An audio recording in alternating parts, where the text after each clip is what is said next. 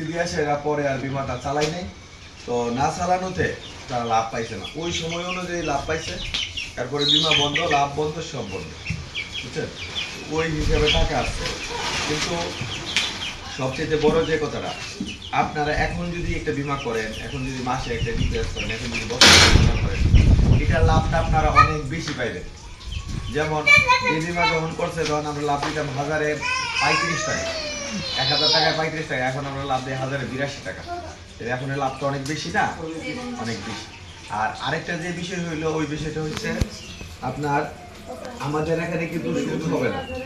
আপনি যে টাকাটা আমার এখানে রাখতেছেন, আপনার টাকাটা দিয়ে আমরা ব্যবসা করতেছি, এই ব্যবসার একটা অংশ আপনাকে দেওয়া হয়, আমরাও নেই আপনাকেও দিই। আর আমরা যদি সুদে দিতাম তাহলে সর্বপ্রথম লোন কারে দিতাম? আমাদের গ্রাহকদের হারে দিতাম, ঠিক না? আমরা কি আপনাদেরকে লাভের উপরে টাকা দেই? দেই না। তাহলে এইটা আপনার টাকাটা নিয়ে আমরা ব্যবসা করতেছি, এই ব্যবসার একটা অংশ আমরা 10% আমরা বেতন বাবদ বা আমাদের আনুষঙ্গিক খরচ, আর বাকি যে 90% আছে এটা আপনাদেরকে আমরা গ্রাহককে আমরা ভাঙিয়ে দিই। যেমন আপনারা বলছেন বছরে বিমা করবেন, বছরে যদি 16,500 টাকার একটা বছরে বিমা করেন, তাহলে 5 বছর পরে বোনাস পাবেন 50,000 টাকা, 10 বছর পরে বোনাস পাবেন 50,000, ভাঙ্গিয়া সারলে তখন পাইবেন আপনার প্রায় 5 লাখ টাকা। এটা একটা বড় অংশ না? যেমন আপনি যদি 5 লাখ 16,000 টাকা করে জমা দেন, আপনার 5 বছরে জমা হবে কত? 5 বছরে জমা হইব না 16 হইলে 84,000 টাকা আপনার জমা হবে। 84,000 টাকা আমাদের এখানে জমা হইব, আপনারা আমরা 50,000 টাকা বোনাস দিয়ে দেব, বুঝতে পারছেন? তো 50,000 টাকা যদি বোনাস দেই, এই 50,000 টাকা যে কোনো একটা হাতে কাজে লাগাইলে বছরে 10-12,000 টাকা আইতো না? বছরে 10-12,000 যদি আয়, আর 4-5,000 টাকা বইরা বিমাটা চালানো সম্ভব না? সম্ভব। কিন্তু একসাথে কিন্তু এই যে এই 5 লাখ টাকা করা সম্ভব না। আপনি যখন ভাইয়া এটা চালাই যাবেন তখন কিন্তু এটা সম্ভব। আমাদের মধ্যে অনেকেই আছে দিন 200, 300, 500 টাকা খরচ করতেছে, কিন্তু দিন যদি 100 টাকা কেউ সঞ্চয় করে, এই সঞ্চয়টা যদি টানা 30 বছর এই সঞ্চয়টা করতে পারে, টানা কত বছর? 30 বছর এই সঞ্চয়টা কেউ করতে পারে, 1.5 কোটি টাকা হয়। দিন কত টাকা? 100 টাকা যদি কেউ রাখতে পারে। কিন্তু এই টাকাটা তো কেউ মনে করেন 20,000 টাকা হইলে তো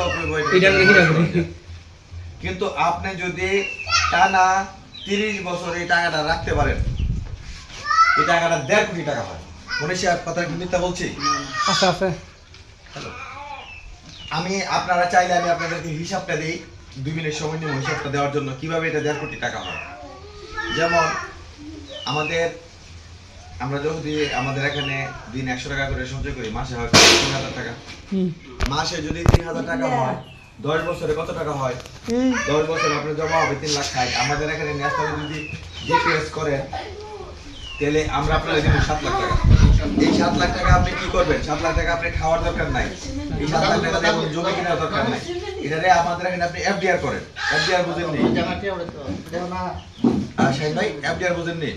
আপনি এফডিআর বোঝার কথা, এটা ফিক্সড ডিপোজিট করে রেখে দেন। ফিক্সড ডিপোজিট, এফডিআর মানে ফিক্সড ডিপোজিট, মানে টাকাটা 5 বছর মেয়াদ দিয়ে আপনি রেখে দিলেন।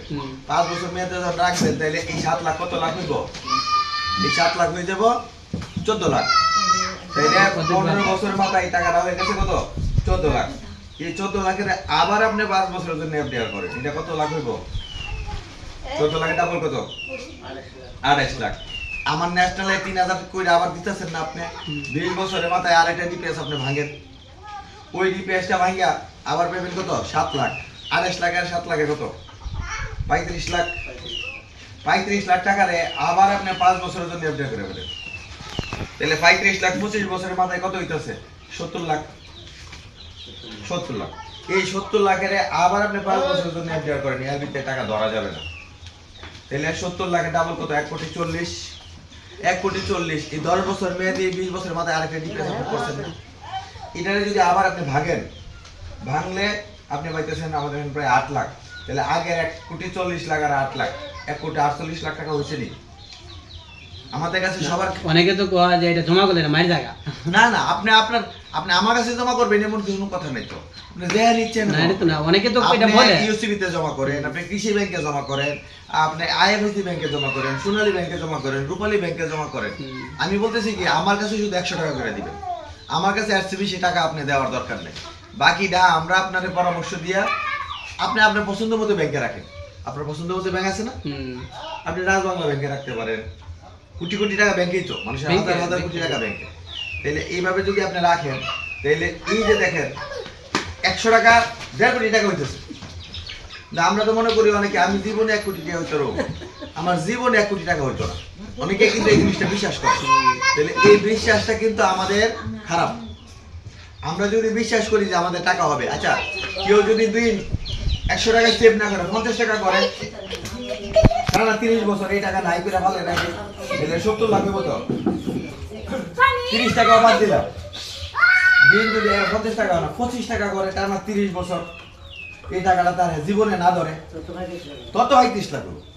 কিন্তু আমরা তো মনে করি 20 লাখ টাকা মানে অনেক কিছু, এই 20 লাখ টাকা আমি জীবনে করতে পারবো, এটা কিন্তু আমরা এটা এরকম ভাবি আমরা, ঠিক না?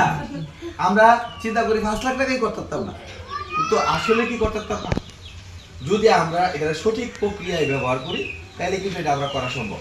যেমন দেখেন এখন এক কানে জমিতে ধান আনেন আপনারা 8 মণ 10 মণ, ঠিক না? এই আজকে থেকে 10 বছর 15 বছর আগে কি 8 মণ 10 মণ ধান আসতো? 2 মণ 3 মণ, এর চেয়ে বেশি কিন্তু ধান হইতো না। এখন এই যে এতগুলো ধান হয় এক কানি জমিতে, কেন হয়? কারণ এখন এটার একটা প্রক্রিয়ার মাধ্যমে সার, গোবর, বিষ, ডাক্তারি পরামর্শ সব মিলাইয়া একটা প্রক্রিয়ার মাধ্যমে আপনারা এটা করতেছেন, বিদায় কিন্তু এটা এই টাকাটা ধানের মন বাড়তেছে, ঠিক না? এখন টাকাটারও যদি আপনি সঠিক প্রক্রিয়ায় ব্যবহার করতে পারেন তাহলে আপনার টাকা গ্রো হবে।